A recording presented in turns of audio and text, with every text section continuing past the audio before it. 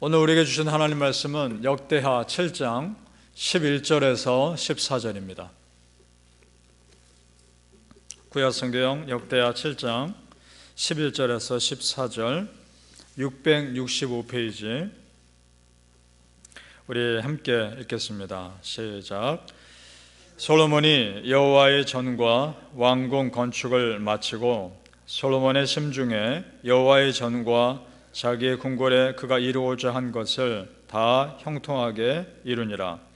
밤에 여호와께서 솔로몬에게 나타나사 그에게 이르시되 내가 이미 네 기도를 듣고 이곳을 택하여 내게 제사하는 성전을 삼았으니 혹 내가 하늘을 닫고 비를 내리지 아니하거나 혹 메뚜기들에게 토산을 먹게 하거나 혹 전염병이 내 백성 가운데 유행하게 할 때에 내 이름으로 일컫는 내 백성이 그들의 악한 길에서 떠나 스스로 낮추고 기도하여 내 얼굴을 찾으면 내가 하늘에서 듣고 그들의 죄를 사하고 그들의 땅을 고칠지라. 아멘. 이 새벽 예배하신 하나님의 은혜가 우리 성도님들께 함께 하시기를 예수님의 이름으로 축복합니다. 아멘.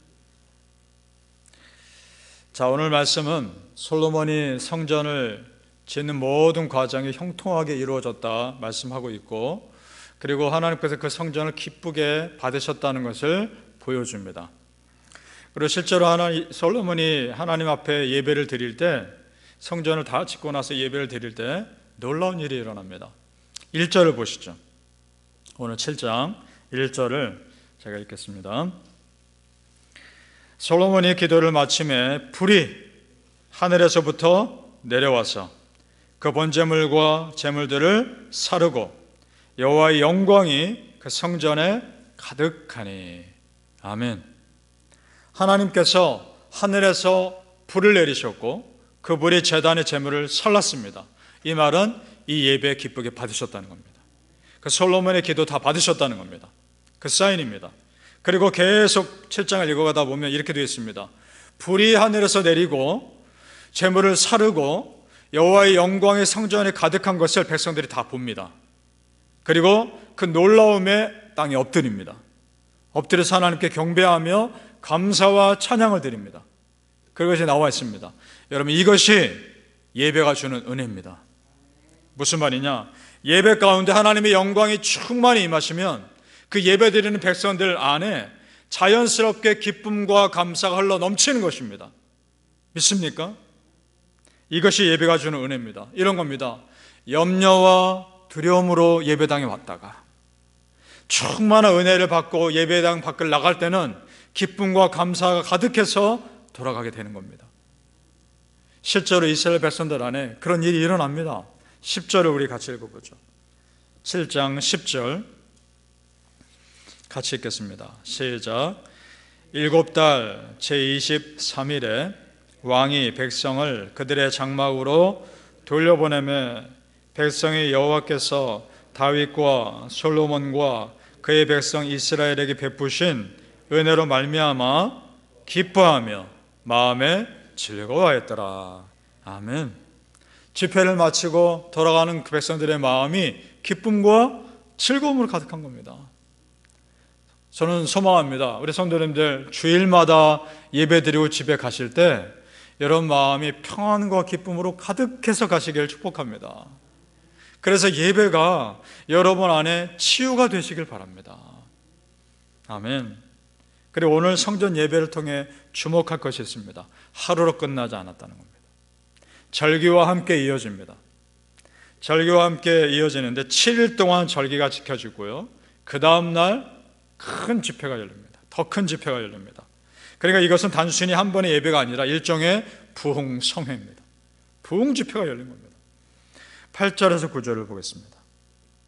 8절에서 9절 제가 읽겠습니다. 9절 앞부분까지 읽겠습니다. 그때에 솔로몬이 7일 동안 절기를 지켰는데 하맛 어귀에서부터 애굽 강까지의 온 이스라엘이 심히 큰 회중이 모여 그와 함께 하였더니 8째 날에 무리가 한 성회를 여니라. 아멘. 거기까지 봅니다. 여기서 절개는 장막절입니다. 장막절은 뭐냐 하면 이스라엘 백성들 그 조상들이 광야에서 텐트 치며 고생했던 것과 그때 지켜주신 하나님께 감사하며 기억하는 절기입니다. 7일 동안 그 절기가 이어집니다. 그리고 나머지 8일째 큰 성회가 열리는데 여기서 주목해야 될 부분이 나와요. 이스라엘 백성들의 경계가 나옵니다. 어떻게 나오느냐?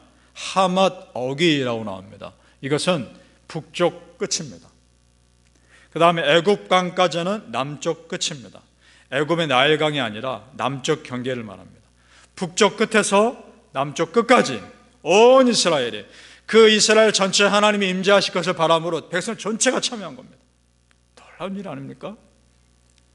그만큼은 아니어도 미국과 한국에 비슷한 일이 일어났습니다. 미국의 대각성운동 1차와 2차에 걸쳐서 정말 미국 전역에서 온 백성의 회개와 부흥의 운동이 있었습니다. 그 힘으로 미국이 여기까지 온 겁니다. 한국의 평양 대부흥운동, 놀라운 회개운동이 있었습니다. 모든 부흥운동은 회개로 시작했었습니다. 그리고 백성들이 참여하며 통곡하며 하나님께 나옵니다. 그때 기록된 사진들과 그림들을 보면 굉장히 많은 백성들이 모여 예배를 드립니다. 놀라운 장관입니다. 한국의 최근에, 비교적 최근이라고 말할 수 있는 1973년 5월 30일에서 6월 3일까지 5일간 빌리그레엄 목사님이 여의도에 와서 집회를 크게 엽니다. 그때 여의도가 공원이 아니었습니다. 광장이었죠. 110만 명이 모입니다. 한 번 집회. 여러분 그때 사진 구글링 해보면 금방 나옵니다. 굉장히 많은 사람들이 모여서 집회를 드리는 그 모습 보실 겁니다. 놀라운 일이 일어나죠. 어떻게 이 빈 공간에 허허벌판에 사람들이 모일까 걱정했는데 그건 사람의 걱정이었습니다. 하나님은 역사하셨습니다. 그 갈급한 영혼들이 모여서 간절히 기도하고 결신하고 참여하는 역사가 일어났습니다. 그때의 집회들을 여러분 기억나십니까? 여러분 어렸을 때 그 부흥 집회들, 말씀 사경회들 기억하십니까? 한 번의 집회 끝나지 않죠. 며칠간 집회가 이어지고 집회가 한 번 시작되면 몇 시간씩 진행되고 저녁에만 집회가 진행된 것이 아니라 오전, 오후, 저녁 집회 계속 진행됐습니다. 제가 어렸을 때 다녔던 교회에도 부흥 집회하면 그렇게 며칠이 진행됐고 오전, 오후 집회 다 있었습니다. 그 기억이 납니다. 그러니까 지금 돌아보면 그런 부흥 집회들이 있었기 때문에 놀라운 역사가 있었기도 하겠지만 정확히 표현하면 그렇게 갈급한 영혼들이 그렇게 많았기에 하나님의 그 갈급한 영혼들에게 참 은혜를 부어주셨던 겁니다. 갈급한 영혼들에 반드시 은혜 주신 하나님 꼭 기억하실 수 있기를 축복합니다. 부르짖으십시오. 하나님 답변하실 것입니다. 아멘. 자, 우리 성도님들, 그런 일반적인 은혜가 나타나는 가운데 똑같이 반복되는 역사가 있습니다. 그것은 뭐냐? 집회가 계속될수록 우리 마음이 열린다는 겁니다. 무슨 말이냐? 이 집회라고 하는 것은, 예배라고 하는 것은 영적 전쟁인데 처음 집회할 때는 그 집회에 온 사람들이 세상에 찌들어 있고 세상에 물들어 있기 때문에 그 집회가 처음 열렸을 때는 영적 부대낌이 굉장히 강합니다. 그것이 말씀을 받아들이는데 장애물이 됩니다. 그런데 집회가 거듭되고 말씀과 기도가 쌓일수록 우리 마음이 부드러워집니다. 그리고 우리 마음이 은혜 가운데 오픈됩니다. 그리고 말씀 끝날 때쯤 돼서는 정말 우리 마음이 스펀지처럼 하나님 말씀이 있는 그대로 다 받아들이게 됩니다. 그래서 할 수 있는 한 끝까지 집회 참여하는 게 그렇게 중요한 겁니다. 예배도 마찬가지입니다. 예배가 거듭될수록 나도 모르게 내 마음이 은혜 속으로 깊게 들어가는 겁니다. 한 주 한 주 예배가 쌓이고 쌓일수록 내 마음이 하나님 앞에서 은혜가 오픈되는 것입니다. 그래서 꾸준하게 예배의 자리를 지키며 말씀과 기도의 자리를 지키는 것이 그렇게 중요한 것입니다. 우리 성도님들 가운데 예배가 쌓일수록 그 은혜가 쌓이길 축복합니다. 바라기는 성도님들, 꾸준한 예배 가운데 갈급한 내 영혼을 채우시는 하나님의 은혜가 임하시길 예수님 이름으로 축복합니다. 아멘. 자, 이스라엘 백성들이 성전을 예배를 드릴 때 기쁘게 받으셨다는 것을 하나님께서 사인으로 보여주셨죠.